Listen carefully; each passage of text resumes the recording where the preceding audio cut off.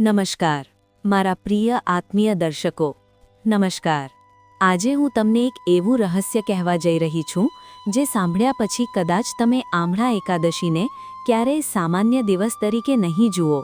કદાચ તમે સમજશો કે આ એકાદશી માત્ર ઉપવાસ નથી, માત્ર પરંપરા નથી, માત્ર એક રિવાજ નથી, પરંતુ એ એક જીવંત શક્તિ છે, એક દિવ્ય દ્વાર છે જે વર્ષમાં એક વખત ખુલે છે અને જે ભક્ત તેની સામે શ્રદ્ધા સાથે ઊભો રહે છે તેના જીવનમાં અદ્ભુત પરિવર્તન આવે છે। શું તમે ક્યારેય અનુભવ્યું છે કે કેટલીક વાર ઘરમાં બધું સારું હોવા છતાં શાંતિ નથી, પૈસા હોવા છતાં સંતોષ નથી, સંબંધો હોવા છતાં પ્રેમ નથી? કારણ શું છે?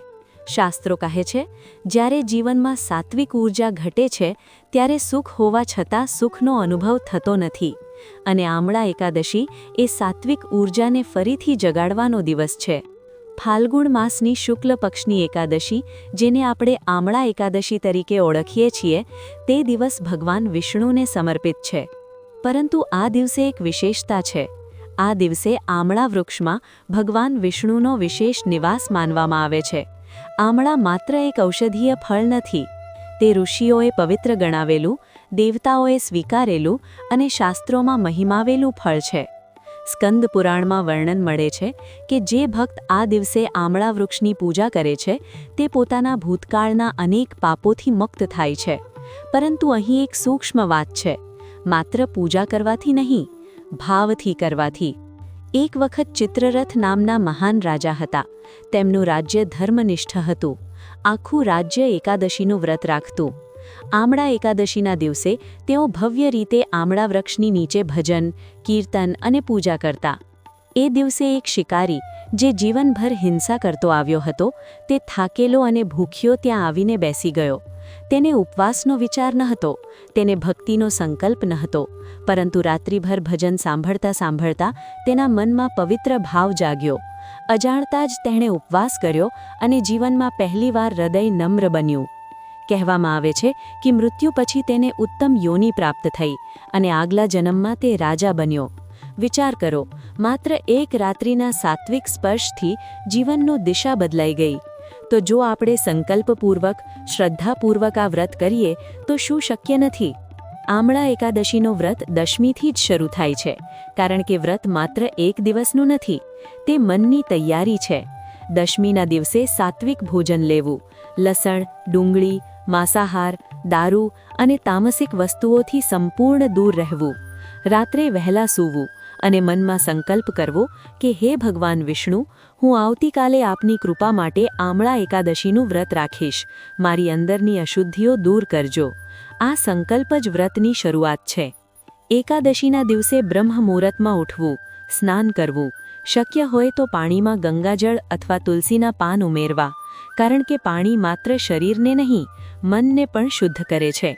ઘરમાં ભગવાન વિષ્ણુની મૂર્તિ કે ચિત્ર આગળ દીવો પ્રગટાવવો, પીળા ફૂલ, તુલસી દળ, ફળ, ધૂપ, દીપ અર્પણ કરવું, ઓમ નમો ભગવતે વાસુદેવાય મંત્રનો જાપ કરવો। મંત્રનું સ્પંદન ઘરમાં સાત્વિક તરંગો ફેલાવે છે અને જો શક્ય હોય તો આમળા વૃક્ષની નીચે જઈ પૂજન કરવું, આમળા વૃક્ષને જળ અર્પણ કરવું, કુમકુમ અક્ષત ચઢાવવું અને ઓછામાં ઓછા 7 પરિક્રમા કરવી। પરિક્રમા એટલે સમર્પણ। આપણે આપણા અહંકારને છોડીને ઈશ્વરના ચક્રમાં પ્રવેશીએ છીએ। ઘણા લોકો પૂછે છે કે ઉપવાસ કેવી રીતે કરવો? નિર્જળ, ફળાહાર, એક સમય ભોજન? સત્ય એ છે કે વ્રતનો હેતુ શરીરને તકલીફ આપવાનો નથી, વ્રતનો હેતુ મનને નિયંત્રિત કરવાનો છે। જો શરીર સક્ષમ હોય તો નિર્જળ રાખી શકાય, નહીંતર ફળાહાર અથવા એક સમય સાત્વિક ભોજન લઈ શકાય। પરંતુ આખો દિવસ ટીવી, મોબાઈલ, વિવાદ, ગોસિપમાં પસાર થાય અને માત્ર ભોજન ન લેવું તો તે વ્રત નહીં ગણાય। વ્રત એટલે ઇન્દ્રિયો પર નિયંત્રણ। આ દિવસે ક્રોધ ન કરવો, ખોટું ન બોલવું, કોઈને દુઃખ ન આપવું, શક્ય હોય તો દાન કરવું, ગરીબને આમળું આપવું, અન્નદાન કરવું, કારણ કે દાનથી વ્રત પૂર્ણ થાય છે। શાસ્ત્રોમાં કહેવાયું છે કે એકાદશીના દિવસે કરેલું દાન અનેક ગણું ફળ આપે છે, ખાસ કરીને આમળાનું દાન, કારણ કે આમળા એ વિષ્ણુ પ્રિય ફળ છે। મહિલાઓ માટે એક વિશેષ વાત, જો માસિક ચાલતું હોય તો સ્પર્શ પૂજા ટાળવી, પરંતુ મનથી સ્મરણ કરી શકાય. ભગવાન ભાવના જુએ છે, શરીરની સ્થિતિ નહીં.